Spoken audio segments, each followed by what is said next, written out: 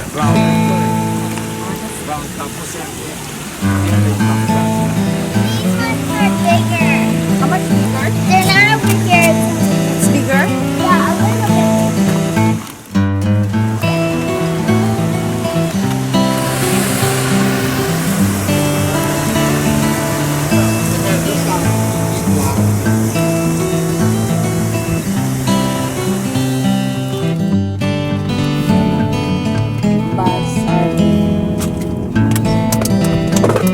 Very busy from center 9 to 6.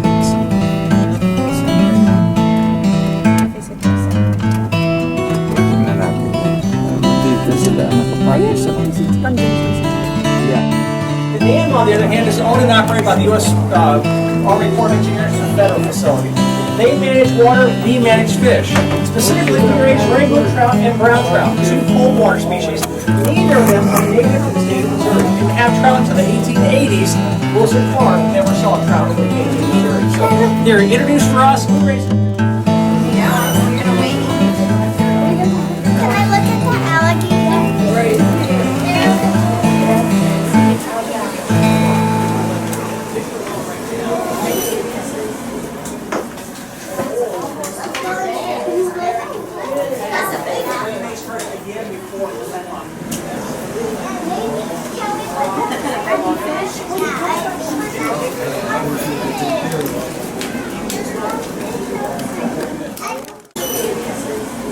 Cheer.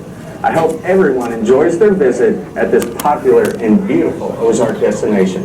The colorful rainbow trout brings a tasty meal for those who catch and keep, and a hard-fighting game. Trout are not native to Missouri. Without some help in rearing trout, anglers would catch few of these fish in Missouri. The popularity and interest in trout fishing continued well into the 1900s, so the Missouri Department of Conservation established 5 trout hatcheries to keep up with the demand. Construction of the hatchery began in the dam created a large, deep lake with bottom temperatures staying cool. The majority of our fish are released into Lake Taneycomo. The remaining fish are stocked into other Missouri trout streams, and in the winter, trout are stocked in some urban lakes. It's cold, wet work. And a little fishy around here. The journey of trout begins with the spawning of adult rainbow broodstock, which are kept at the hatchery year-round. The broodstock for brown trout are collected from Lake Taneycomo each fall using a fish ladder from the lake. The fish swim up the ladder on their own and enter holding tanks at the fish hatchery. During the 2 spawning seasons in the colder months, trout are sorted by male and female. Females are checked weekly to see if they are ready to spawn or lay eggs. The belly of the female trout is gently pressed, and if eggs are ripe and easily released, they are moved into the spawning building. Trout are gently placed in a mild sedative, so they're less stressed and easier to handle.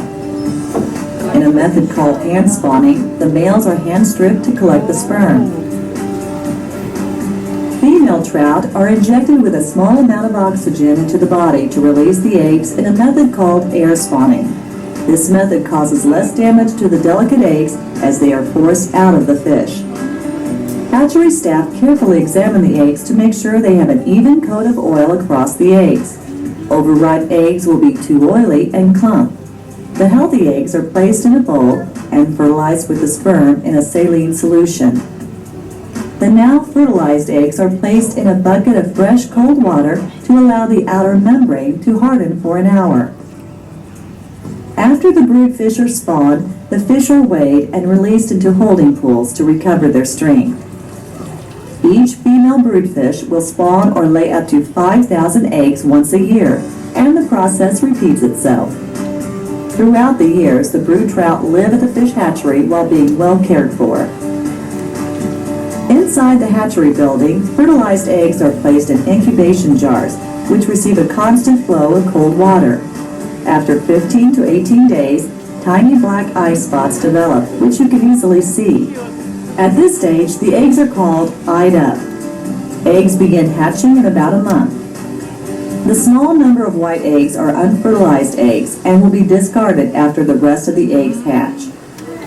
When hatching begins, the eggs are moved into aluminum tanks and develop into sac fry, where the yolk sac is still attached to the belly. The yolk sac provides food to the fish for several weeks. The sac is heavy and weighs down the fish, so it's unable to swim at this stage. As the yolk sac is used up, the trout swim up and start feeding. Now the fish are called swim-ups, and they are fed by hand every 20 minutes during the day.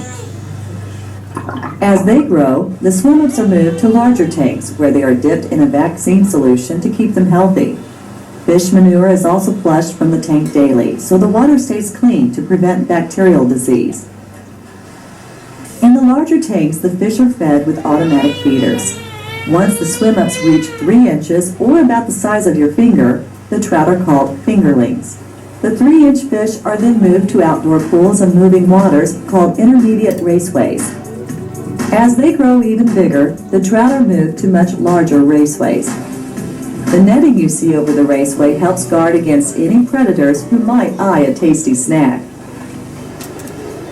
Gas diffusion towers at the head of each raceway will add oxygen to the water.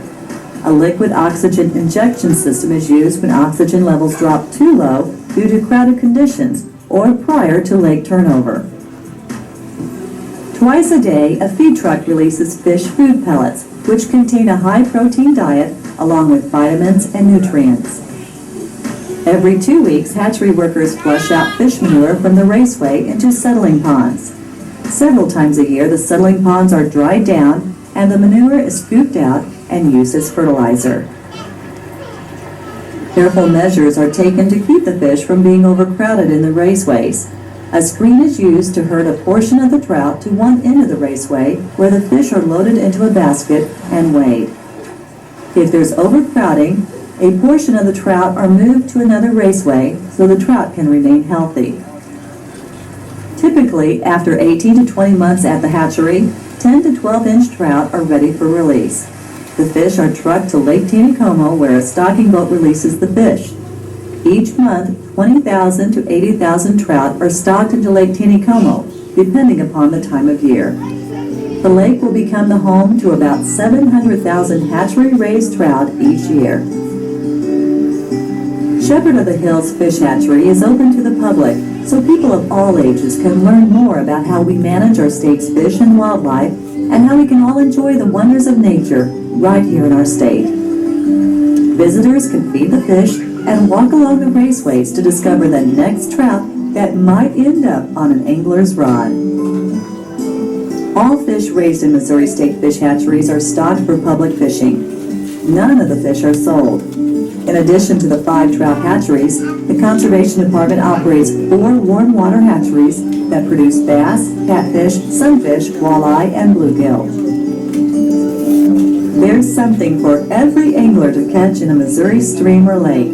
So while you're among the hills of Branson, grab a lure and rod, don't forget your fishing license, and see what you might reel in along the banks of our clear Ozark waters.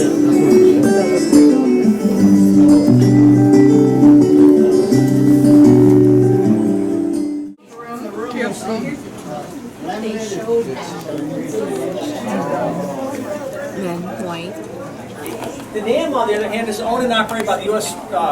Army Corps of Engineers, a federal facility.